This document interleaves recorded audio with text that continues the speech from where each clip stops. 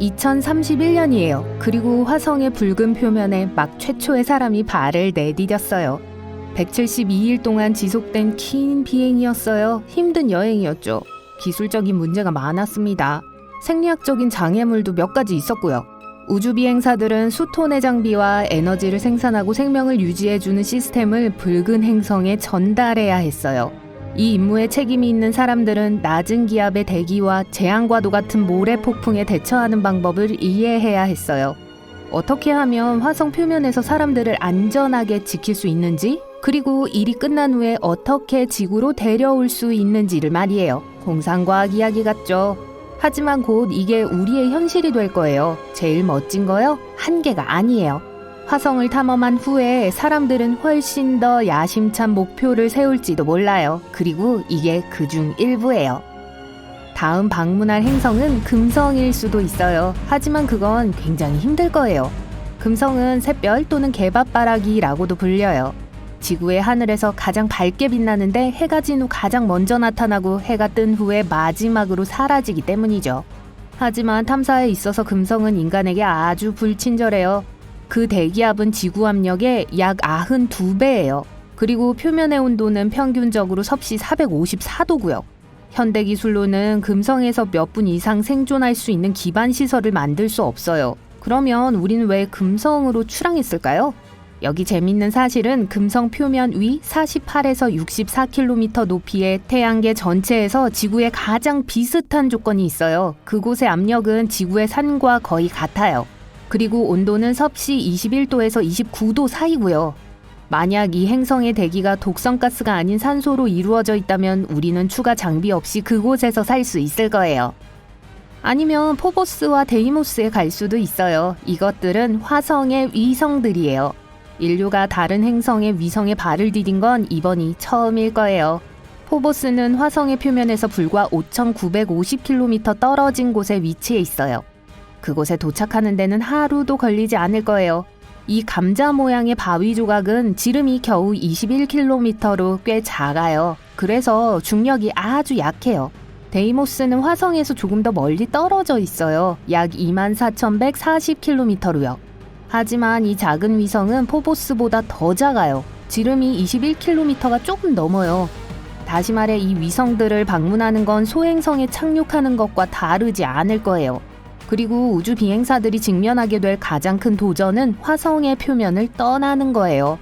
그러기 위해서는 많은 양의 연료가 필요할 거예요. 그래서 아마도 포보스와 데이모스로의 첫 번째 여행은 화성 궤도를 도는 우주 정거장에서 발사될 겁니다. 우리는 훨씬 더 야심찬 목표를 세워 목성과 목성의 위성으로 향할 수도 있어요. 이 가스산 거대 혹성과 우리의 고향 행성 사이의 거리는 5억 8,700만에서 9억 6,500km예요. 이 거리는 많이 달라질 수 있어요. 왜냐하면 행성들이 태양 주위를 도는 타원형의 궤도를 따라가며 가까워지고 멀어지고 있기 때문이죠. 최소 거리는 13개월마다 발생해요. 만약 이 기간 동안 사람들이 이 긴 여행을 떠난다면 그곳에 도착하는데 여전히 약 2년이 걸릴 거예요. 목성이 대부분 가스로 되어 있기 때문에 행성 표면 위 탐사는 불가능할 거예요. 우린 아마도 태양계에서 가장 큰 행성 주위를 비행하고 심지어 그 대기권으로 다이빙 할 수도 있을 겁니다. 하지만 탐사물체로 훨씬 더 흥미로운 건 목성의 위성들일 거예요. 유로파를 볼까요? 이 천연 위성은 얼음 지각을 갖고 있어요. 두께는 16에서 24km가 될 수 있고 이 지각 아래에는 액체 상태의 물이 있을지도 몰라요. 위성의 핵 속에는 바위 껍질 안에 액체 금속이 들어있을지도 몰라요. 이 아주 얇은 대기에는 약간의 산소가 포함되어 있어요. 이 모든 걸 고려할 때 사람들이 탐험하기에 다소 편안한 장소가 될 거예요. 온도만 아니라면 말이죠. 영하 152도 이상으로 올라가지 않아요. 가니메데라고 불리는 또 다른 목성의 위성을 방문할 수도 있어요. 산소를 포함하고 있는 아주 얇은 대기를 가진 얼음 위성이에요. 또는 칼리스토, 목성의 위성들 중 두 번째로 큰 거예요. 이것의 얼음 지각의 두께는 약 200km이고 영하 140도로 이 위성은 엄청 추워요. 사람들은 또 타이탄이나 레아와 같은 토성과 그 위성에 탐험대를 보낼 수도 있죠. 이 가스산 거대 혹성 자체는 지구에서 목성보다 2배나 더 멀리 떨어져 있어요. 그 뜻은 우주비행사들이 이 행성에 도착하는데 3년 이상 걸린다는 걸 의미하죠. 하지만 화성의 우주정거장에서 우주선이 발사된다면 여행 시간을 25에서 50% 줄일 수 있을 거예요. 하지만 이 탐험의 출발점이 핵열 추진과 같은 진보된 기술을 가진 지구라 해도 이 여행은 1년 혹은 그보다 더 적게 걸릴 수 있어요. 토성을 직접 탐사할 수 없기 때문에 연구원들은 아마도 가장 큰 위성인 타이탄으로 시작할 거예요. 태양계에서 두 번째로 가장 큰 위성이죠. 이 천연 위성은 대부분 질소로 구성된 대기를 갖고 있어요. 표면의 압력은 지구의 압력보다 2배 더 높아요.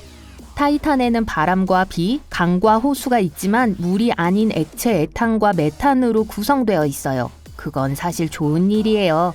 연료와 에너지를 생산할 수 있는 많은 자원을 갖게 될 거예요. 레아는 토성의 위성들 중 두 번째로 커요. 대부분 얼음물로 이루어져 있죠. 대기는 아주 얇지만 그 안에는 약간의 산소도 있어요. 사실 토성의 모든 큰 위성들은 오직 한 가지 심각한 단점을 갖고 있어요. 아주 춥다는 거죠. 긍정적인 면을 보면 모두 에너지와 다른 생명 유지 요소를 생산할 수 있는 충분한 자원을 갖고 있다는 거예요. 그리고 화성에서의 같은 과정보다 훨씬 쉽고 빠를 거란 거죠. 하지만 우리가 외계 행성을 탐험할 수 있다면 어떨까요? 이것들은 우리 태양계 밖을 여행하는 행성들이에요. 만약 지구로부터 그렇게 멀리 갈 수 있다면 아마도 잠재적으로 거주 가능한 세계에 도달할 수 있을 거예요. 그게 프록시마 센타우리 B일 수 있어요. 지구에 가장 가까운 외행성이에요. 그리고 최근 천문학자들은 이 세계가 이전에 생각했던 것보다 지구를 훨씬 더 닮았을지도 모른다는 걸 발견했습니다. 이건 우리의 지구보다 17% 더 무거워요. 태양보다 어둡고 덜 무거운 항성 주위를 돌고 있죠.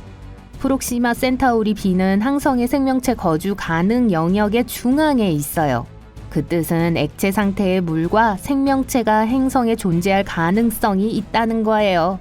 이 외계 행성은 모항성과 동주기 자전을 하고 있는 걸로 보여요. 그 뜻은 한쪽 면이 항상 항성을 향하고 있다는 걸 의미하죠. 그리고 다른 한 면은 항상 어둠 속에 있고요. 과학자들은 그 행성에 대기가 있는지는 아직 알아내지 못했어요. 항성에 너무 가까이 있어서 항성에서 나오는 방사선이 행성의 공기를 끌어당기고 있을지도 몰라요. 만약 그런 경우라면 프록시마 센타우리 B의 표면에 액체 상태의 물은 존재하지 않을 걸로 보여요. 잠재적으로 생명체가 살 수 있는 글리제 832C에 도달하는 데는 훨씬 더 오랜 시간이 걸릴 거예요.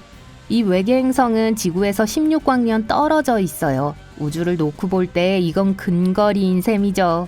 글리제 832C는 지구보다 5배나 무겁고 모항성에 훨씬 더 가까이 이동해요.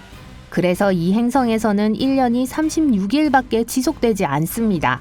하지만 이 모항성은 적색 외성이기 때문에 태양보다 훨씬 시원하고 어두워요.